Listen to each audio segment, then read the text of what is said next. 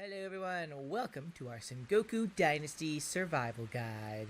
We have made quite a few changes around the village after speaking to the abbot and basically giving his permission to further settle the valley. One of those is that we're starting to switch out our old houses with the standard houses. So that's what these guys look like. They're just like a little bit bigger now, and they have two beds inside them. The one that is for me is currently still under construction. It's right over there, but I have run out of building equipment for that. We've had to pass through a few seasons just to get enough materials for it. But we're not talking about houses in today's episode. Instead, we are going to be talking about another structure that is unlocked after you speak to the abbot, after reaching dynasty level 7, and that is the Beggar's huts. And this is what one of them looks like. There's actually 3 variants. They all do the same thing, but we're going to talk about that and what they're useful for. So if you want to get a Beggar's hut in your village, you need to first reach dynasty level 7, which also basically kind of like requires you to proceed through the Open the Gates quest, which is one of the first kind of quests that you get in this game. So kind of just focus on that if you can. Get to your dynasty level 7 and then head to the monastery where you will speak to the abbot. And if you're not sure about this whole process, I do have a video in the description that shows you basically what you have to do that, and where the monastery is and who the abbot is and all that. So you can refer to that.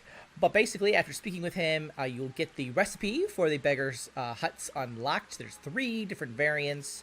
And we'll go ahead and just equip our hammer so we can see where we are here on that. So if you want to build these, you're going to need to go to your village structures little section here. And then you're actually finding this. You'll find this in our trade village structures, because that is what the Beggar's hut is really all about. It's actually about trade. You can see here it says mobile housing for hermits has a chance of hosting a wandering beggar each season. If we click this, we have 3 different variants. There's one here with wheels.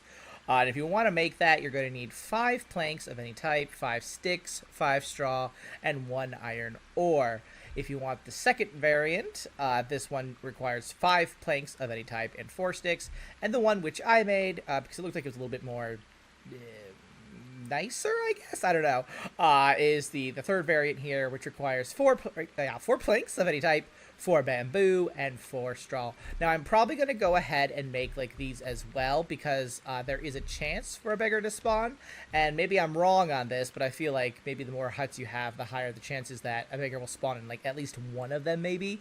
I'm going to build a few just to see. I'm just going to build like, one of each type, because I'm also just curious to see what they look like. And that's how that kind of works. Now, when a beggar spawns here, and again, it's a random chance at the start of each season, they are traders. They're basically wandering traders. And you have the kind of like benefit of this is that you don't have to like run to another village. You don't have to spend money to fast travel to a village. You can trade with that beggar right then and there. And they might have some interesting goods that, you might have to travel very far normally to go get if you were traveling by foot or whatever. So it just kind of makes trade a little bit easier right from the start. I know kind of like, I like in this kind of like 2 Medieval Dynasty where like you have market stalls later on in the game that enables you to sell items through the market. I feel like this is kind of like that, but just an earlier version of it with not quite as much, what's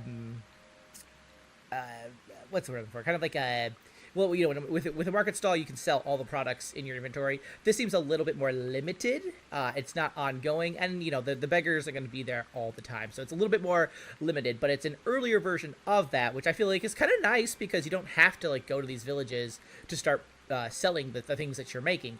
And now that you have if you're making the Beggar's hut, that means you've at least reached dynasty level 7.